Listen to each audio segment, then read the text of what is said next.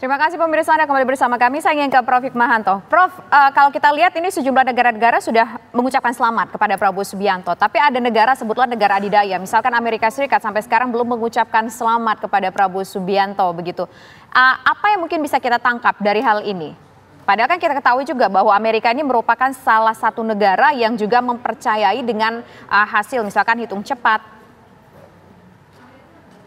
Ya. Pertama kalau menurut saya ya, seperti misalnya Malaysia atau misalnya Yordania baru-baru ini, itu karena ada kedekatan Pak Prabowo dengan para pemimpin itu. Nah, lalu kalau Inggris, saya menduga bahwa Inggris itu Pak Prabowo pernah ada di Inggris gitu ya, dan tentu mereka akan bangga apabila mereka yang pernah ada di Inggris kemudian menjadi presiden di Indonesia. Tapi dengan hati-hati juga, artinya ada quick count yang sudah mengindikasikan bahwa Pak Prabowo menang sangat jauh, sehingga mereka mengucapkan selamat itu.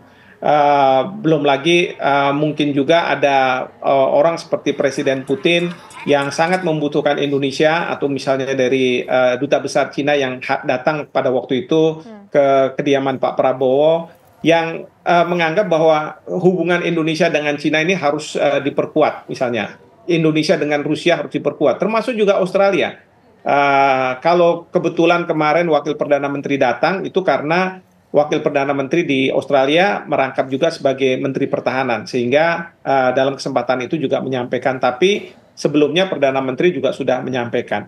Sementara kalau Amerika Serikat menurut saya ada dua hal. Pertama, mungkin di Amerika Serikat biasanya tradisinya adalah setelah KPU menyampaikan hasil baru mereka akan menyampaikan selamat. Yang kedua, mereka mungkin juga punya pengalaman yang katakanlah isu masalah kecurangan dan lain sebagainya, dalam konteks bahwa pada waktu Joe Biden mengungguli Presiden Trump gitu ya, itu kan juga ada proses sama seperti yang sekarang kita alami pada saat ini di Indonesia. Nah, ini yang mungkin Presiden Joe Biden akan hati-hati sekali dalam menyampaikan ucapan selamat kepada Pak Prabowo. Tapi saya yakin tidak ada maksud-maksud politis ya yang sifatnya bisa merugikan hubungan antar kedua negara. Katakanlah kalau misalnya Joe Biden tidak setuju dengan Pak Prabowo menjadi presiden, itu kan bisa diarahkan ke masalah politis, dan Amerika Serikat akan kehilangan pengaruh ke Indonesia, dan Indonesia akan justru lebih mendekat yang ke Cina, yang sesuatu yang tidak dikehendaki oleh Amerika Serikat. Jadi saya yakin ini karena masalah teknis saja ya. Kalau misalnya untuk Amerika Serikat mereka ingin lebih hati-hati, dan kemudian seperti yang saya katakan, karena mereka di dalam negerinya juga mengalami apa yang dialami sekarang oleh Indonesia. Seperti Prof, itu. ada kaitannya tidak dengan kita kan belum punya duta besar yang resmi dilantik di Amerika Serikat sampai saat ini. Kemudian Amerika Serikat juga duta besarnya yang lama sudah kembali ke Amerika Serikat. Artinya juga belum ada dua-duanya duta besar di antara kedua negara. Ini apakah ada kaitannya nanti dengan menunggu dulu hasil pemilu, baru nanti akan dilakukan pelantikan, yang mungkin kaitannya juga nanti akan seperti apa hubungan Indonesia dengan Amerika?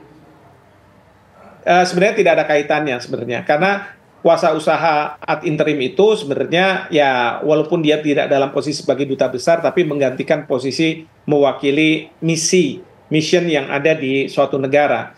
Jadi ini sebenarnya tidak ada kaitannya karena masing-masing belum menunjuk duta besar definitif ya.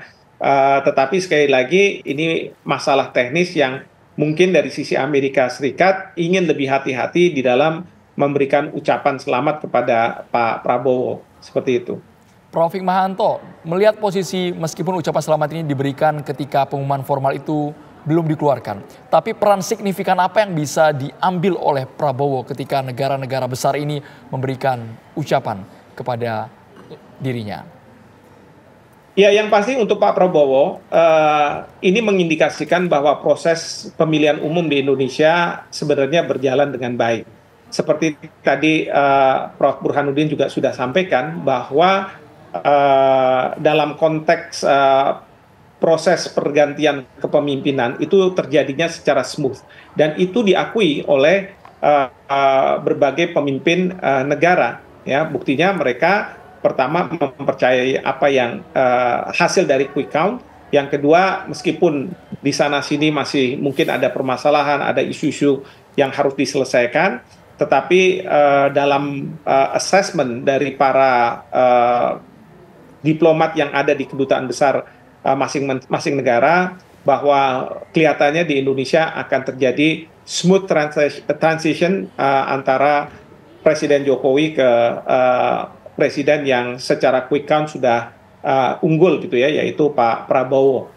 Tinggal nanti menunggu secara formalitasnya oleh KPU. Jadi sekali lagi ini mengindikasikan untuk kepentingan Pak Prabowo bahwa di Indonesia proses pergantian kepemimpinan itu dianggap oleh masyarakat internasional tidak ada masalah yang signifikan yang membuat mereka tidak mau atau enggan memberikan selamat kepada Pak Prabowo. Tentu kalau misalnya mereka menganggap bahwa proses pemilu di Indonesia ini bermasalah dan kemudian masalah ini dianggap sebagai sangat serius begitu ya, tentu saya yakin mereka-mereka ini tidak akan menyampaikan selamat kepada Pak Prabowo seperti itu. Kita ke Prof. Burhan. Prof. Burhan, ini kan masyarakat juga masih menunggu hasil rapat pleno rekapitulasi dari KPU. Secara legitimasi juga semuanya masih menunggu. Sekalipun quick count, real count sementara posisi Prabowo unggul telak. Tapi melihat proses demokrasi seperti ini dari aspek domestik maupun internasional seperti apa, Prof. Burhan? Ya, jadi ucapan selamat dari para pemimpin dunia tadi itu membantu Pak Prabowo untuk melegitimasi kemenangan telaknya di Pilpres tanggal 14 Februari kemarin. Nah, apalagi kalau misalnya ucapan selamat itu datang dari para pemimpin dunia yang memiliki popularitas cukup besar di domestik Indonesia. Misalnya ucapan selamat dari Presiden Turki ya, Erdogan. Itu sangat membantu bagi Pak Prabowo untuk mengatakan bahwa kemenangannya itu pun diakui oleh para pemimpin dunia yang mendapatkan nama baik di kalangan segmen masyarakat Indonesia yang masih meragukan kemenangan Pak Prabowo. Kita tahu Pak Erdogan kan cukup populer tuh di kelompok konservatif Muslim. Satu segmen masyarakat yang hingga kini masih banyak mempertanyakan apakah betul Pak Prabowo menang di pemilu 2024 kemarin. Dan ucapan selamat dari tokoh seperti Erdogan, termasuk juga dari Presiden Uni Emirat Arab dan tokoh-tokoh pemimpin dunia dari Timur Tengah, itu membantu melegitimasi kemenangan Pak Prabowo di tingkat internasional maupun domestik. Jadi itu, nah ini sekaligus gitu ya, sebagai otokritik bagi proses penghitungan manual kita yang terlalu lama, Andrew. Jadi misalnya 2014 ini sekaligus mengkonfirmasi apa yang tadi disampaikan oleh Prof. Hikmah.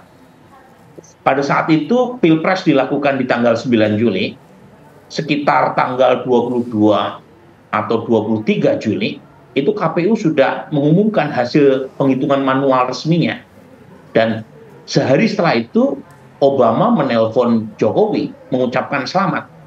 Jadi kurang dari sebulan proses penghitungan manual Pilpres saat itu. Memang saat itu Pilpres dan Pileg belum dilakukan secara serentak.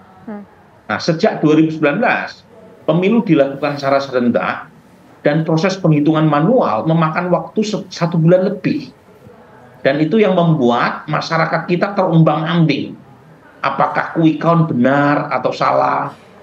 Kemudian kalau sudah terjadi kesepakatan antara para pelaku atau penyelenggara quick count, kemudian apakah hasilnya sama atau tidak dengan hasil real count KPU? Ini hal-hal yang memperlama proses healing. Jadi political healing kita jadi lama. Ya. Untuk kasus sekarang misalnya tidak ada perbedaan dari belasan, kalau tidak salah ya, penyelenggara quick count. Kemudian hasil real count sementara di Sirekap juga mengkonfirmasinya, meskipun kemudian KPU menghentikan penayangan hasil Sirekap. Kemudian hasil real count oleh kalangan civil society seperti Kawal Pemilu, 82% cakupannya atau coveragenya, hasilnya juga sama. Tetapi masih ada sebagian masyarakat kita yang merasa bahwa calonnya yang unggul. Jadi healingnya belum juga kelar dan kita tidak bisa menyalahkan mereka. Baik. Karena KPU terlalu lama melakukan proses penghitungan. Baik. Jadi menurut saya perlu dipercepat sehingga proses healingnya tadi bisa segera dialami atau dilakukan oleh seluruh masyarakat kita. Baik, terima kasih Prof. Burhanuddin Mufladi, terima kasih juga Prof. Hikmahanto sudah berbincang bersama kami di Kabar Petang. Selamat sore semuanya.